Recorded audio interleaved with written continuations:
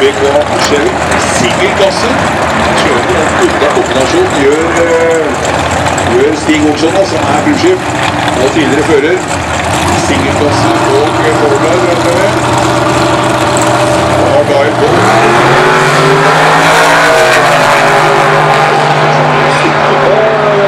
Sitt der rundt.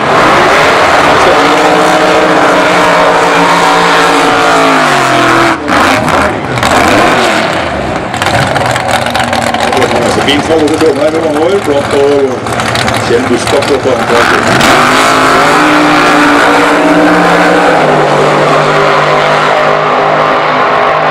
Og så kommer det noen biler. Ja, 7,75 for Warfield.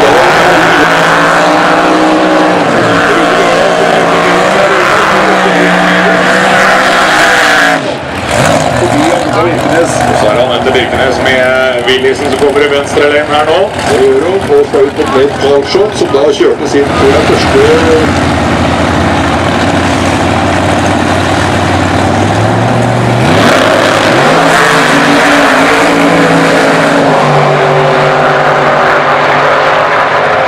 Nå begynner det å gå ganske rakt og fint også. 7,88.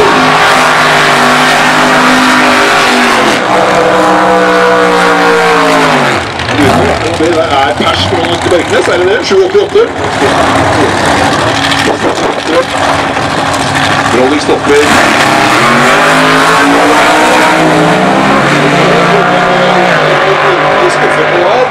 Og vi får se noen svære tall her da. Yes, da er 7,7. Fra Nakfors. Og da går det spørsmål, og da er det inne på en...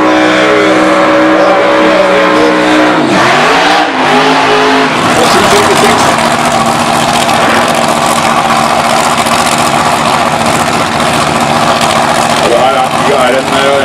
Opprinnelig er en Holden fra Australia. Så Holden er jo også en GM-divisjon. Og man trengte en bakhjulsdrevet muskelbil, og det hadde man ikke, for alle båtene var forhjulsdrevet.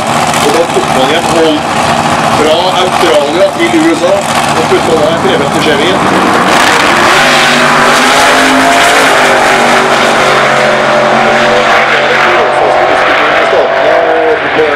Men Karoline Strand fra Ystad er topp på for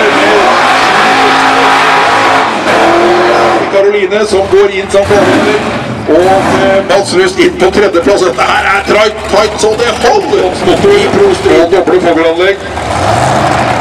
Bremsa til 1490 hestekrefter. Det er pers på 780. Skal vi se om vi får en ny en.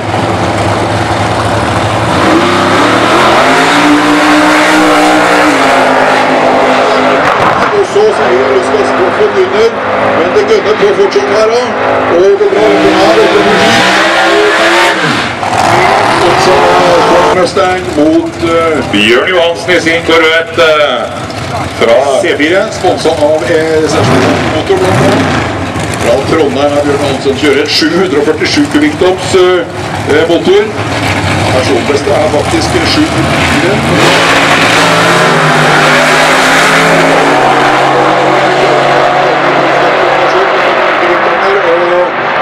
På helt opp til mål, 805 år, 7.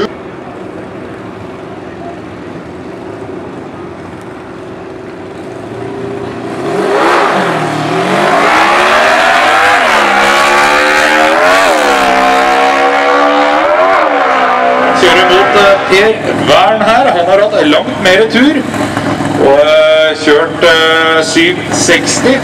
Vi er altså i 750-klassen da. Gaute kjører da en Top Gas Harley.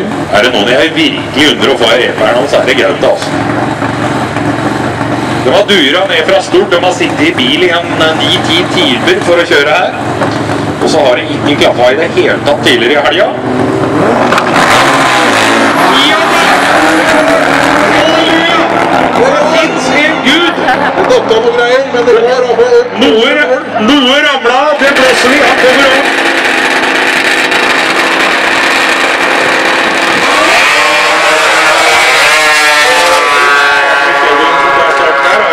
På 0692, mens Lars Inge Løvgaard, vi skal ha en liten sånn fiffig greie etter snøskutra her.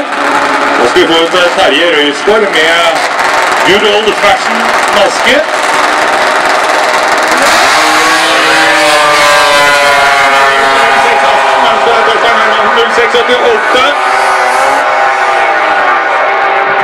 Fyrestad han også. Med denne sinnssyke nitrosaken sin. Kjørte 200 og... skal vi se hvor har vi den? Der. 252,63 km i timen. I stedet.